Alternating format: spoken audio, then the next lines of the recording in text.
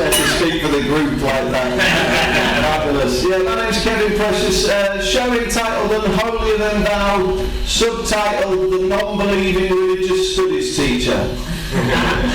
I'm just checking, you do get the odd religious believer in, so I'm just probably better to sit near the back, that's what I'm saying. In case of a walkout, you know, it just happens. So I used to teach religious studies. Have we got the other teachers in? Yeah. And you sound enthusiastic. Can I ask you what your subject is? Primary education. I'll try and do the odd joke about cutting potatoes in halves. Come on, it's a fucking comedy night. Surely you must expect a certain amount of cynicism.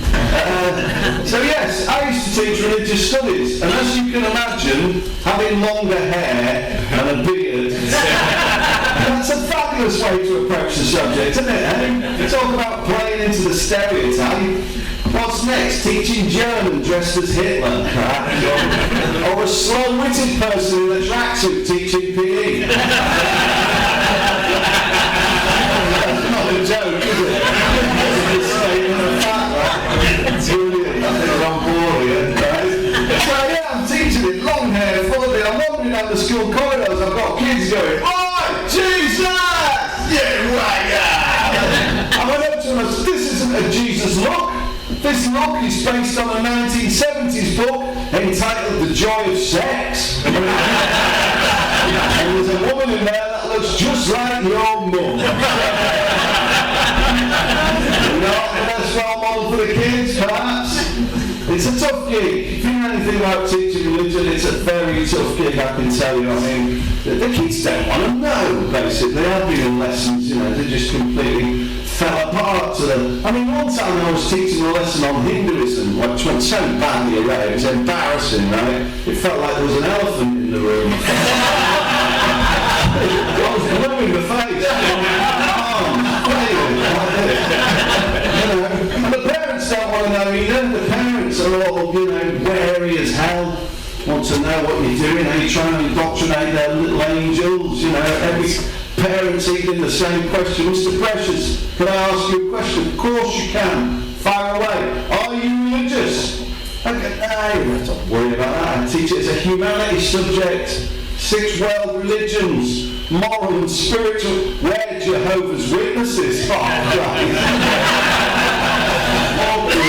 spent the entire interview avoiding questions about where I live, for God's sake. One time we had some Jehovah's Witnesses come in to give an assembly and the whole school hid and pretended not to be in. I'm telling you, the offers to tidy my room, you've never seen anything like it. I've got kids going, "Say, give me a detention now, I'll have my homework late tomorrow, come on, save me from them." And did you know this, right? Do you know Jehovah's Witnesses, do you know they believe there's only a limited amount of places in heaven? Yeah. It makes you wonder why they're so proactive when it comes to the business of recruitment. It's like a pyramid selling scheme in reverse. The more you convert, the more you compete. I don't know, then you get to St. Peter's Gate and you're in a queue and there's some Jehovah's Witness behind you. Just, "No, you go ahead. Please bear in mind, though, might play against you if you've never celebrated Christmas or had a blood transfusion." So, you know, but other teachers aren't subjected to that, are they? They're not expected to occupy the role on a parent's evening. You don't get geography teachers. "Excuse me, can I ask you a question?" "Of course you can, fire away." "Have you travelled?" "I don't want my child being taught by a recluse." "See your passport for evidence, you know." Or PE teachers, "Are you a sadistic bastard?" "I want my child subjected to the same ritualised humiliation and bullying I suffered when I was with you. I suggest you go and watch the film Kes. Get yourself some instructions." I don't know. But yeah, you get it all the time. Parents even, religious studies teachers. "Excuse me, Mr. Precious, can I ask you a question?" "Of course you can. Fire away." "Are you religious?" "No, you don't have to. You know, 6 world religions, moral and spiritual. We're pagans." Paganism. You can't teach paganism, can you? Can you imagine the governors would have a fit? Can you imagine? "Come on, kids, gather ye round. Hence, gather ye crystals, whereof to perform a fertility ritual. On an ancient burial ground, they titled the Service Man. Now, some factions of the media have seen fit to confuse this with a practice called dogging. I can assure you it's not. However, we are going to need a virgin to sacrifice. Not you, Shona. Not if what's written on your exercise book is anything to go back. I'm a thing with Shona. I don't know, fuck's sake.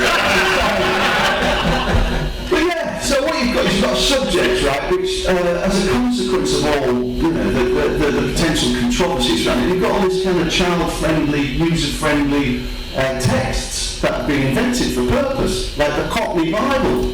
Yeah? Have you heard of this? The Cockney Bible. As though the Bible isn't a challenging enough read without putting some Guy Ritchie spin on it. What's Jesus going to do? Stand at the Last Supper? One of you fucking muppets is a grass.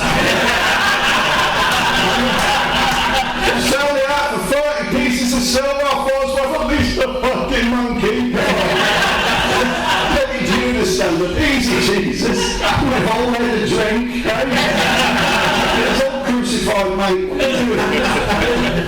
But it has its pluses, you know, it has its pluses. I do a lot of this now, you know. Go to a lot of gigs, can't always get a seat on the train. Here's a little tip for you, find yourself in that scenario.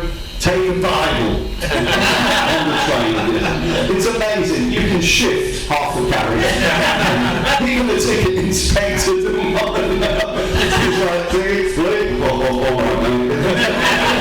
Believe you, mate. Believe you. Of course, check a copy of the Quran. You can have the entire train to yourself. People jumping out the windows. Like, come back. It's just a sacred text. What's up? Look. I'll tell you what, I'll pop it back in my rucksack. This is not a jihadi look. This look is based on a 1970s book. Right? Sex.